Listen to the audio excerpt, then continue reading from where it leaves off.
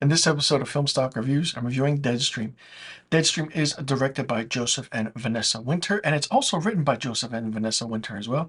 And Joseph Winter himself stars in this as Sean Ruddy, who is a YouTube personality who gets into some trouble with one of his videos. He gets demonetized, there's so much controversy, he puts out an apologetic video. We know the whole aspect of how YouTube works with doing something, going back, being sorry, getting canceled, trying to make a comeback. This is what Sean's doing. So what does Sean do? Sean goes to a haunted house and live streams it for his subscribers and his fans. Now, this house, or what he calls Death Manor, is basically has a history on its own, and the aspect of it is that a woman used to live there named Mildred.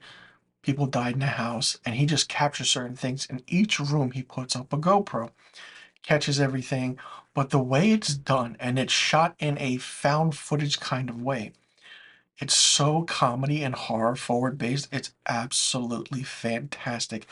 I had a blast watching this. Couldn't stop laughing, and there are certain jump scares in this that do get you, and they're done really well. There are aspects where the opposite effect of certain things, like the door closes one way, but he puts something in front of it where the ghost can still open the door. It's done really well. The other aspect is that as he's holding his monitor, we can see that he sees the ghost, but when he uses his other GoPro, we don't see it there. You have the bathroom, you have the safe room, what he calls the uh, nursery room, which is a little very creepy, and it's done in an interesting way. The movie's 87 minutes long. It's a quick watch, it's simple, it gets right into it. But I do love the aspect of how Joseph and Vanessa Winter captured and made this movie, especially getting that personality of Sean Ruddy, being a YouTube content creator, being this YouTube personality, living in that world, and then saying, hey, subscribe to my channel. If you do this, this, and this will happen. And he's doing this because he wants to gain his sponsors back. We all know that YouTube life. If you don't know that YouTube life, well, it's kind of interesting and fun in a way. And this is what I'm doing now. And just seeing Sean, my apologies, seeing Joseph Winter make fun, or, in a way, with these YouTube personalities of how everything's done is interesting. He says certain things, he's screaming, and he's like, hey, make sure you subscribe or check out my merch in the link in the description. It's done so well that he captures it so perfectly. Now, the aspect of how the scares are done are really simple. I'm curious to know what the budget of this film was, because the puppetry and the animatronics and the makeup that was used for certain aspects and certain ghosts were done really well. Melanie Stone as Chrissy or Mildred is good. That whole aspect was kind of confusing, but then once it happened, it just got right to it.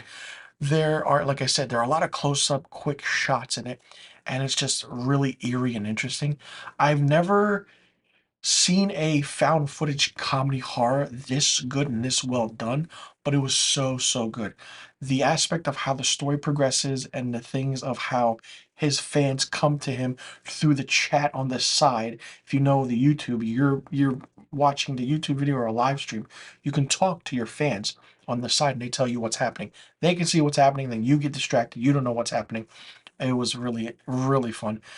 Then they take a little bit of the action outside, where he's hiding in his car, and just seeing the mist and the fog and everything was captured so perfectly and so beautifully. I mean, it's a fun movie. This premiered at South by Southwest on March of 2022, and I'm pretty sure a lot of distributors wanted this movie, but Shudder picked it up and released it on October 6th, 2022. This movie will get critical acclaim. It's absolutely brilliant. I don't see any movie like this capturing a moment where it was funny and horror, but it was done in a way where you got the horror moments and then the comedy came right in.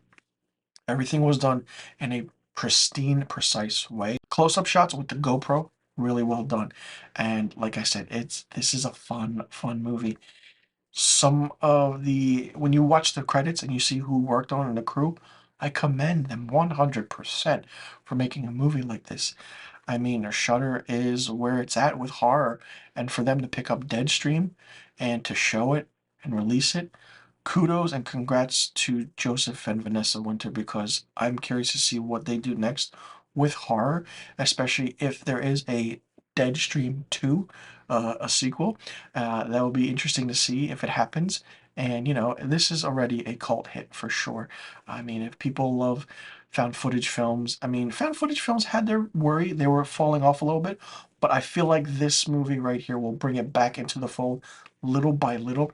There are not many found footage comedy movies out there mixed in with horror, but this was fun and great. And the aspect of how the seances, the things he has in his backpack, the duct tape jokes, using everything to fix duct tape is great.